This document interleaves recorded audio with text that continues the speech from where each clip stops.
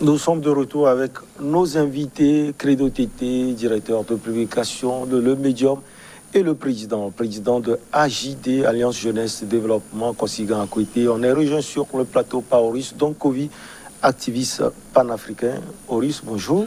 Bonjour Michel, bonjour à mes frères qui sont sur le plateau, bonjour à tous ceux qui nous suivent. Allez, on va parler de la RDC, mais bien avant, Credo Tété voulait ajouter quelque chose par rapport à la chute du président. Oui, je voudrais abonder dans le même sens que M. Akwete lorsqu'il a parlé dans le cas tchadien de cette nécessité d'aller à la vaccination pour lutter contre la Covid. Mais moi, je voudrais contextualiser ce sujet en disant que chez nous-mêmes au Togo, nous avons besoin d'aller à une plus grande sensibilisation. Et particulièrement, je suis heureux parce que Monseigneur l'archevêque de Lomé a eu ce courage d'appeler les fidèles catholiques à aller se vacciner massivement, parce que aujourd'hui, outre le respect des mesures barrières, donc c'est la vaccination qui va nous aider à lutter contre, disons, ce mal de l'heure qu'est la Covid-19. Mais à côté, donc sociologiquement, je voudrais me poser des questions. Est-ce que nous-mêmes, nous prenons les dispositions pour ne pas contracter la Covid-19? Pourquoi est-ce que je le dis? Si je dis nous-mêmes, c'est individuellement. Et maintenant, au niveau de nos institutions, est-ce que les garde-fous sont vraiment respectés? Parce que je voudrais donner l'exemple. Donc, vous savez, aujourd'hui, nous sommes le 19. Ouais, 19 août. Nous sommes le 19 août. Et vous allez voir que dans moins de 4 jours, il y a une menace qui plane sur la tête des à leur numéro de téléphone. Donc, si vous n'arrivez pas à vous identifier, à éliminer le surplus de numéros, donc vous allez perdre tous vos numéros. Donc là, et depuis un certain temps, depuis le lancement de cette campagne sur fond de menaces, vous allez voir que les agences des sociétés de téléphonie mobile sont devenues... D'abord, on va aller sur la campagne même. La campagne même, comment vous la trouvez? Non, je crois que c'est... Éliminer les numéros et autres. Non, mais moi, je crois. Donc, c'est pourquoi j'ai parlé tantôt de campagne menace. Donc, on peut faire de la pédagogie, de l'éducation, on peut inviter les gens. Mais dire aux gens, comme tout le monde, comme si tout le monde est au camp, donc ce n'est pas bien. Donc, d'où cette nécessité de revoir, de proroger cette période, mais de passer même à des sensibilisations sur ce plan. Maintenant, sur le déroulement même, vous allez voir que même lorsque nous allons sortir ce soir de ce studio, demain matin, faites le tour, allez aux heures de service devant les agences de téléphonie, de Togocom, de Move. Vous allez voir, non, il y a un monde fou, donc je me dis, est-ce que ce n'est pas un nid plutôt de propagation de la Covid?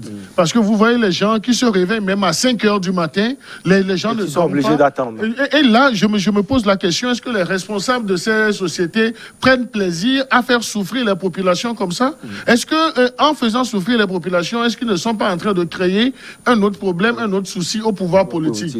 Parce qu'on ne va pas les voir, donc c'est le pouvoir politique qui va recevoir les coups. Donc, il va falloir qu'on agisse sur ce côté, parce que faites un tour demain matin devant les agences de Togocom, de Move. Vous allez voir un monde fou de 5 heures du matin jusqu'à l'heure de clôture. Et il y a des gens même qui n'arrivent même pas à pénétrer, à rentrer dans les bureaux. Ils sont obligés de repartir. Ils sont obligés de repartir. Et c'est devenu même un fonds de commerce sur d'autres plans. Parce qu'il y a des gens qui se proposent pour aller réserver des places moyennes. Non, on n'a pas besoin. Les populations togolaises ont d'énormes soucis avec les finances déjà, mais on ne va pas essouffler les populations. D'où cet appel que je voudrais faire à l'endroit de ces responsables des sociétés pour revoir les choses. Donc aujourd'hui, lorsque vous allez faire le test Covid, donc nous le faisons à partir de nos Android, pourquoi ne pas créer une application lorsque ils ont fait certes des efforts en mettant à disposition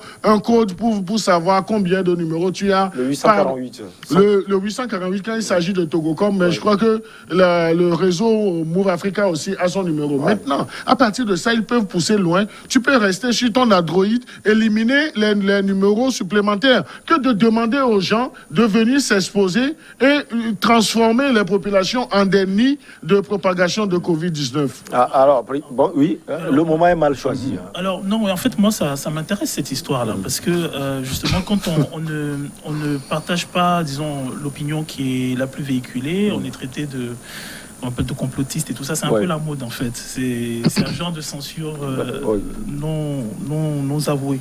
Alors, moi, je pose la question. Est-ce que s'il s'agissait de l'Ebola ou de Marburg, il y aurait ces files d'attente? Il n'y aurait pas, parce que l'État aurait été nettement plus intransigeant. Même pas l'État, les sociétés elles-mêmes n'auraient pas accepté.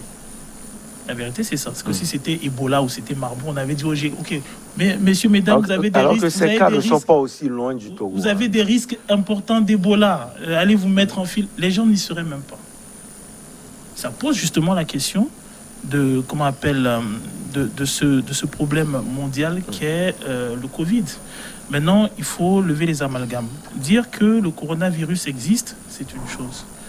Dire qu'il y a un moyen de le traiter, c'est une autre.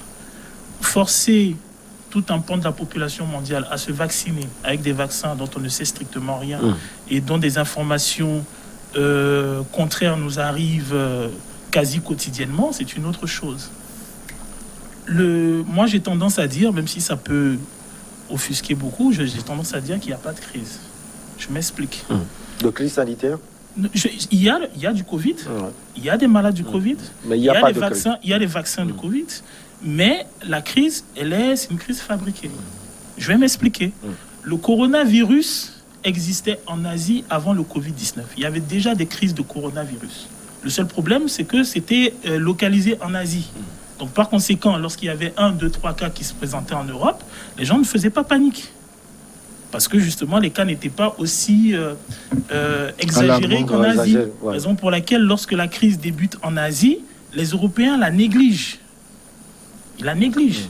Ils focalisent sur la protection de leurs finances. En Afrique, on a des cas de Covid. Le Covid-19 existe. Mais la réalité est qu'on ne sait pas, on n'a pas autant de cas qu'à l'extérieur. Ça, c'est un. Et on ne sait toujours pas pourquoi le continent africain est épargné.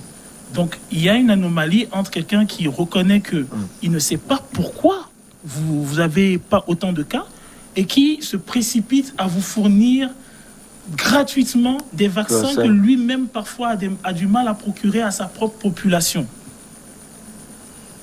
On s'entend sur ça. Je passe. Prenons un autre cas. Très vite. Vous avez encore une minute. Alors, on a parlé de... Entre-temps, quand cette crise a commencé, on a parlé de la Tanzanie.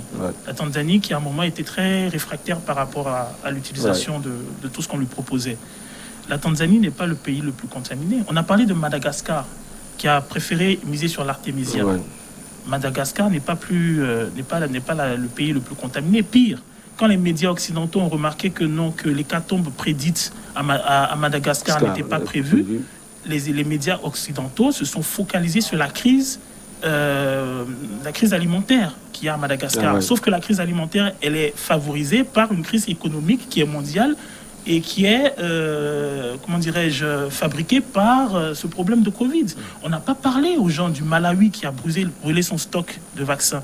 On n'a pas parlé du président Tshisekedi qui, lui, à un moment, lui-même reconnaît qu'il est plutôt dubitatif quant au vaccin. On ne parle pas du Burundi qui, étonnamment, comme gouvernement, dit, moi, j'ai jamais vu ça, dit, nous acceptons le vaccin, nous vaccinerons les gens, mais nous nous dégageons de toute, de toute responsabilité en cas de, conséquences quant à la suite de cette vaccination. On n'a pas parlé de ça. On n'a pas parlé, par exemple, on n'a pas dit aux gens que la Côte d'Ivoire, qui à un moment recherchait effectivement un certain stock de vaccins pour vacciner chez elle, était obligée de s'approvisionner avec le reste du stock du Niger. Est-ce que vous voyez une cohérence à ça? Et au moment où, dans les autres pays, il y a un certain redynamisme, ici en Afrique, où effectivement politiquement on a des frontières, mais où économiquement, notamment dans le secteur informel, on vit les pays les uns grâce aux autres. On a fermé les frontières, on a fabriqué une crise économique, on a poussé les États à s'endetter. Et comme les États se sont endettés, on leur a dit, ok d'accord, il est impératif, vu que vous avez pris de l'argent, de vacciner vos populations, on vous offre les vaccins.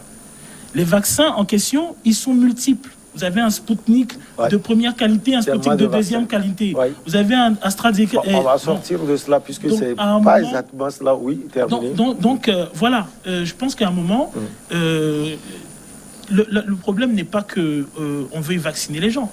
Le problème est qu'on soit clair dans les informations qu'on leur donne afin qu'ils puissent, de façon critique, accepter de se faire vacciner si cela est vraiment pertinent. Voilà. Alors, Président, sur l'intervention de Credo TT, vous pensez carrément que le moment est mal choisi?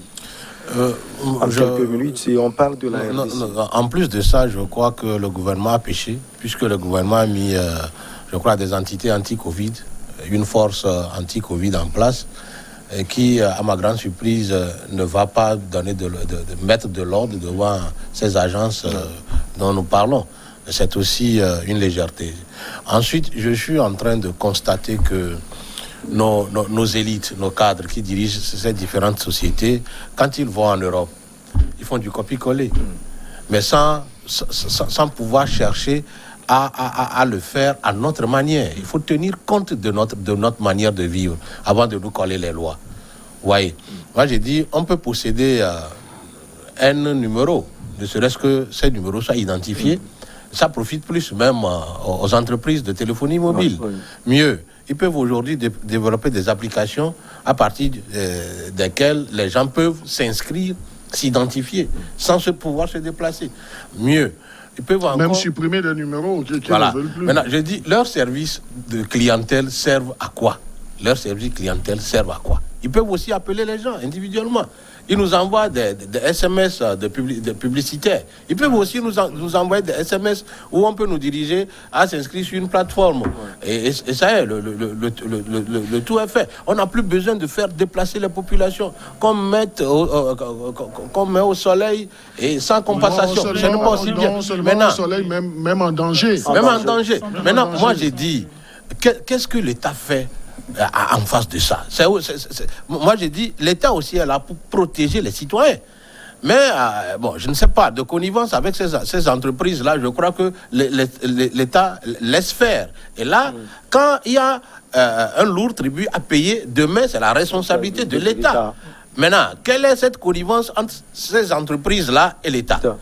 Prochainement, il faudrait que nos cadres, pour faire des lois ou pour faire les copies-coller, arrivent à le mettre en accord avec nos réalités de vie. Il en est de même pour cette histoire de démocratie qu'on amène en Afrique. Les gens ont fait 300 ans avant de l'assimiler, on veut qu'on assimile ça tout de suite. Ce n'est pas aussi bon. Maintenant, vous croyez que si on veut faire des dépistages à ces gens-là, il n'y aura pas de contaminés? Il y a beaucoup de contaminés, ça c'est sûr. Il y a beaucoup de contaminés qui, à cause de peut-être 500 francs, vont peut-être perdre leur vie. Voilà, donc moi je crois que l'État doit taper du poing sur la table et que cette date butoir soit annulée. 23 septembre précis, 23 août précisément. Moi je voudrais passer par ce que mon frère vient de dire pour toucher un point qui est important dans les sociétés. La réalité dans les sociétés, dans beaucoup de sociétés togolaises, c'est qu'elles ne veulent pas employer. Je pense qu'il faut aller au fond. Elles ne veulent pas employer. Vous allez vous présenter devant certains guichets de banques qui sont connus ici. Vous allez vous présenter certains guichets de sociétés ici. Vous remarquez qu'il y a 3 ou 4 guichets. Il y a 1 ou 2 employés qui sont obligés de cumuler tous les clients. Parce que la société ne veut pas employer. Et par conséquent, quelqu'un qui veut... par exemple, là, tout à l'heure, on parlait des personnes qui vont vers ces agences, que ce soit Move ou Togocel, mais il y a d'autres agences. Alors, pour un service, vous êtes obligé de sacrifier toute une journée de travail. Vous allez vous pointer, par exemple, la personne qui va se pointer à 5h ou à 6h, elle va y rester jusqu'à 11h et à midi, sans qu'il y ait effectivement un respect du client, parce que si vous allez dans ces agences, il n'y a pas d'apatam, il n'y a pas de siège, il n'y a pas de commodités qui permettent aux clients d'être reçus convenablement. Et c'est hyper lent, tout simplement parce que la société ne veut pas employer, alors qu'il y a énormément de jeunes de sous-emploi au Togo. Ne serait-ce qu'employer, même si c'est sur un contrat, qu'on appelle un CDD, un CDD, on pourrait employer des gens pour aider cela. Mais ces sociétés-là ne veulent pas employer. Et c'est quelque chose de très récurrent. Ce n'est pas seulement à cause de la question des numéros. C'est quelque chose que tout le monde traverse à Lomé. Vous allez dans une banque, moi je connais des banques où les gens ils vont s'asseoir, ne serait-ce que pour un retrait Western Union, vous passez toute la journée. Ne serait-ce que pour comment dirais-je, avoir des renseignements sur votre compte, vous passez toute la journée. Tout simplement parce qu'il y a 1-2 guichetiers qui sont en train de cumuler. Donc à un moment, je pense que si l'État veut faire quelque chose, ou si les associations de commentaires veulent faire quelque chose, ce qui serait intéressant, c'est de dire à ces sociétés, mais à un moment... Il faut employer les gens. Oui, non, mais moi, je crois que mon cher ami Oris a touché un point très important. Que font nos associations de consommateurs? Est-ce que c'est pour faire des communiqués sur des sujets politiques ou bien ils sont là seulement à crier lorsqu'on augmente le prix des produits pétroliers? Non, c'est là où on veut les voir agir. Qu'est-ce qu'ils ont fait? Ils n'ont rien fait. Mais c'est des responsables qui luttent pour rester dans des conseils d'administration. C'est là qu'on veut les voir agir. Donc, les populations, les consommateurs sont malmenés. Les consommateurs ne sont pas respectés. De 6 heures jusqu'à midi, jusqu'à 15 heures. Non, est-ce que vous savez combien le travail que ce citoyen va faire, qu'est-ce que ça peut générer sur l'économie du pays? Et là, même des fois, si vous constatez l'arrogance ou bien l'impolitesse même des agents de ces sociétés envers les citoyens, même ceux qui sont de simples agents de sécurité deviennent des dieux. Donc là, tu dois te lever très tôt pour aller vous inscrire sur une liste avant de revenir le lendemain pour espérer contre des monnaies, contre de l'argent. Moi, je crois que c'est un faux problème. Donc, les responsables, on n'a pas à rejeter tout sur le gouvernement. Le gouvernement a sa part de responsabilité pour encadrer le travail de ces sociétés, discipliner les gens. C'est un appel qui est lancé au gouvernement. Nous formulons un vœu. Nous ne lançons pas les appels comme les politiques. Nous, à partir des analyses, qu'ils tiennent rigueur à ce que nous sommes en train de faire pour améliorer les choses. Lorsque vous sortez, malheureusement pour nous, qu'on ne peut pas faire cet exercice parce que nous sommes déjà dans la nuit. Mais demain matin, Michel, faites l'exercice. Avant de venir à votre boulot, passez devant les agences, ça fait pitié. Ça fait pitié parce que on nous dit que la date butoir, c'est le 23 août. Que si vous ne parvenez pas à éliminer les numéros de surplus, donc là, même le numéro usuel que vous avez sera banni. Donc là, mais moi je dis, on n'a pas besoin de menacer les populations à tout moment. Donc on doit agir sur le bien-être des populations. Donc que ARCEP discipline ces sociétés de téléphonie mobile, c'est une bonne chose, mais il faut que ARCEP aille loin pour également aider ces sociétés dans le service, disons, aux populations, aux citoyens. Donc on a vu dans ce pays, même pour des gens de simples choses. Donc on vous dit, à partir de tel site, enregistrez-vous. Mais on peut développer des applications. On n'a pas besoin de laisser son business pour aller s'asseoir là-bas. Et lorsque vous les voyez, même ils s'agglutinent. Le mètre de distanciation n'est pas respecté. Donc les gens ne portent pas de cache-nez. Et on se plaint que chaque jour, il y a un pic de contamination. Et puis, il y a aussi une autre chose. Tous les citoyens togolais n'ont pas leur pièce d'identité. Puisque notre état civil n'est pas fiable. C'est un problème. Maintenant, il faudrait qu'on tienne compte de ça. Parce que même quand on veut faire les enrôlements électoraux, ce n'est pas tous les citoyens qui ont la chance de se faire enrôler. Donc il faudrait qu'on tienne compte de toutes ces réalités avant de lancer de ces choses-là. Donc il faudrait qu'on trouve simplement une application qu'on peut mettre à la disposition des clients. Et ils peuvent commencer.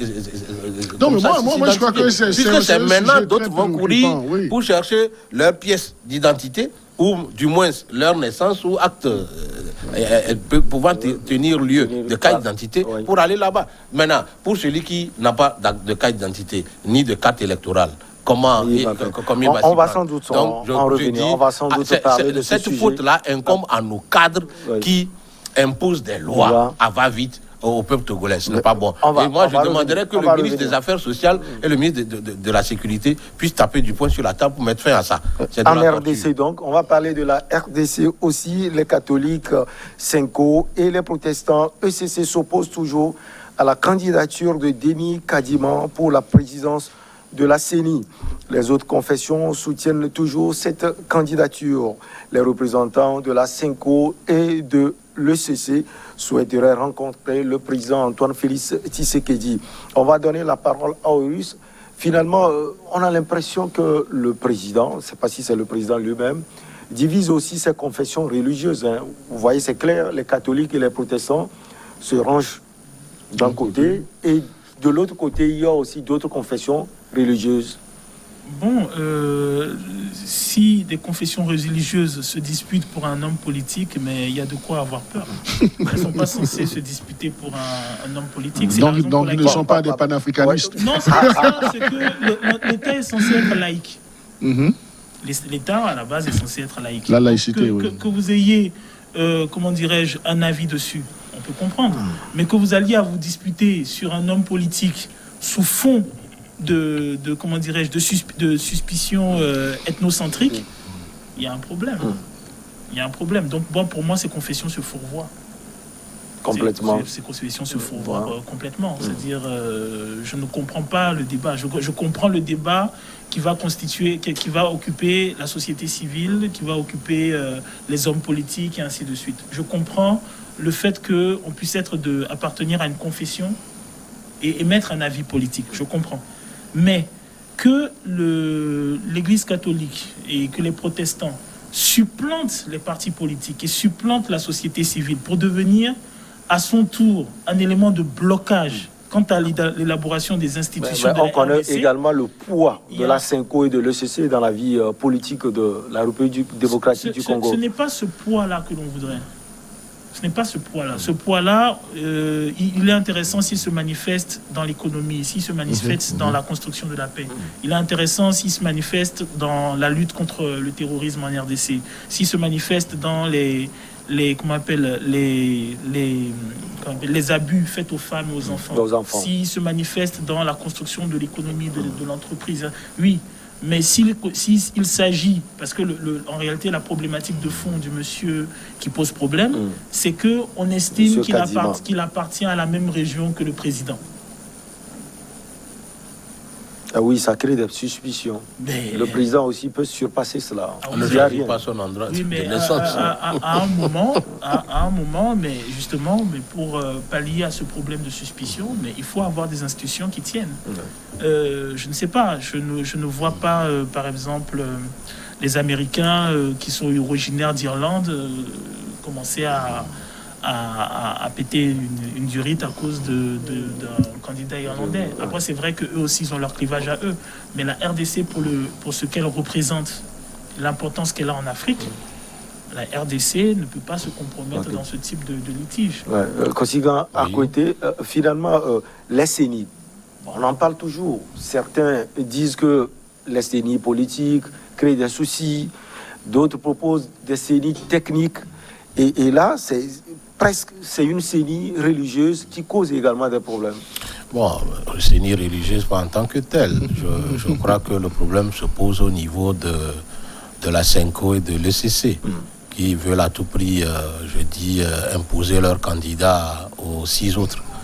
J'ai dit, ce sont les faibles, ceux qui n'ont plus d'arguments, qui cherchent le consensus. Il n'y a jamais de consensus. Et puis les lois sont toujours sélectives. Peut-être parce qu'ils ont toujours joué un rôle historique. J'ai dit, peut-être que si c'était leur candidat qui était aussi adoubé par les 6 autres, il n'y aurait pas de problème. Mais c'est parce que les autres ont opté pour ce candidat-là. Pourquoi ils veulent à tout prix que le président maintenant tranche? Ils disent, le candidat choisi est de la région du président. Il sera corrompu. Il y a des risques qu'il soit corrompu. D'accord. Mais pourquoi eux, ils veulent, les deux entités-là, veulent maintenant en appeler au président de la République pour qu'il choisisse ou pour qu'il puisse les départager. Maintenant, est-ce que son point de vue va les plaire? Non. Vous savez, cette histoire de démocratie, l'Africain doit chercher à... non, c'est-à-dire que à le mettre au même diapason avec nos valeurs culturelles et traditionnelles même. Vous voyez. Donc, les gens parlent de consensus quand leur intérêt est menacé. Ouais. La fois dernière, si on veut parler réellement de celui qui a été élu en RDC, bon, je ne vais plus revenir dessus, mais ce n'est pas ça. On a vu comment ça s'est passé. La CENI était où? Je crois que tout ce qui pose problème en Afrique, c'est parce que tout le monde veut être président au même moment. Tout le monde veut le pouvoir. Et même si les élections sont claires, on a tendance à dire non, c'est parce que celui-là était à ce poste, celui-là était ici, il y a eu corruption. Moi, j'applaudis la fois dernière l'État africain qui a fait une élection. La Zambie. Voilà, Zambie, où le président au pouvoir a perdu les élections et a reconnu que l'autre a gagné. Ouais. C'est une première en Afrique. Ouais. Non, en Afrique centrale, je veux dire. Oui, en Afrique centrale, c'est une première. Ce n'est pas récurrent là-bas. Maintenant, j'ai dit, il faudrait qu'on fasse confiance à la CENI et que les gens qui sont aussi élus dans cette CENI-là puissent travailler en tenant compte de l'intérêt général que de l'intérêt d'un individu. C'est tout ce qui pose problème. À dire ce qu'il y en a. Nous avons vu, entre-temps, ici en Gambie, personne ne s'attendait que Adama Barrow sera déclaré élu contre Yaya Jammeh qui a organisé les élections. Et le gars a dit... malgré qu'il y avait de fortes chances qu'il soit peut-être, que sa vie soit menacée, mais il a dit, la communauté internationale après suivi, et puis Barrow a pris le pouvoir. Donc je dis, cette histoire de Senko là et de l'ECC ne tiennent pas la route. Pourquoi consensus? Parce que ce n'est pas leur candidat. Il ne faut pas aussi impliquer le président de la République, parce que le président de la République prendra part aux élections. Et puis, si vous permettez, pour revenir à ces questions, il y a quelque chose qui est subtil, mais il faut que les gens le comprennent. C'est que quand on voit beaucoup d'églises, d'obédiences qui sont assez fortes comme ça, il faut noter que, quand par exemple vous prenez l'église catholique, elle dépend du Vatican. Donc c'est un peu comme si vous étiez en territoire étranger dans votre... L'église catholique répond du Vatican. Vous avez on dit églises protestantes, ainsi de suite, et tout ça. Très souvent, derrière, vous avez les Américains. Les églises baptistes, ainsi de suite, vous avez les Américains. Donc pour vous, il y a des puissances aussi derrière. Oui, étrangères. Parce que justement, la plupart du temps, ce sont elles qui financent. Quand vous avez par exemple une église catholique qui est implantée en Afrique, c'est pas le gouvernement qui finance l'église, c'est le Vatican qui finance. Quand vous avez une église protestante et ainsi de suite, vous voyez certains pasteurs qui voyagent, demain il est content, il va aux États-Unis, il revient, il va en Corée, il revient, tout ça. Les financements, et c'est pas l'État africain qui finance ou bien non. Donc après, ce sont des subtilités. Parce que, je vais vous donner un exemple, peut-être je vais terminer avec celui-ci. Vous avez l'exemple du Brésil. Les exemples du Brésil. Le fait que le président brésilien actuellement soit un proche de Donald Trump, qui lui-même est de l'extrême gauche, de l'extrême droite américaine, qui est très à cheval sur des principes évangélistes, alors même que le président brésilien, son électorat est fortement empreint de la touche évangéliste, ce n'est pas rien. Donc même en Afrique, on a eu ça à un moment, on l'a reproché même à des personnes comme le président Gbagbo, à un moment. Vous allez avoir des politiques qui vont flirter avec la fibre religieuse. On veut flirter aujourd'hui on est catholique, demain on est protestant, après demain on flirte un peu avec les musulmans. Au Sénégal, on va titiller un peu la confrérie Mouri des Tidjanes parce que c'est compliqué, on ne peut pas être élu. Donc à un moment, ce sont des exercices. Oui, les gens vont dire, vous qualifiez ça de politique, mais il faut comprendre que certaines obédiences qui sont en Afrique et qui ont un étiquetage religieux, mais ces obédiences-là, elles sont financées, elles ne sont pas financées par les gens de l'État, elles sont financées de l'extérieur. Par des puissances. Comme au Nigeria, maintenant, on a le mouvement chiite, où on soupçonne l'Iran de financer. Et il faut tenir compte de ça. On va donner la parole à Credo Tété juste après la pause.